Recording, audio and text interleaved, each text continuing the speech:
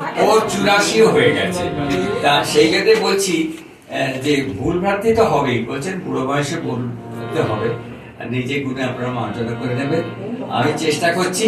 আমাদের সৌভাগ্য আপনার গান শুনতে পাবো, এটাই হচ্ছে সৌভাগ্য। এমনি আমরা কি করবো কে যেতে পারবো? কৃষ্ণের বাঁশির মতো আমার প্রিয়া ছায়া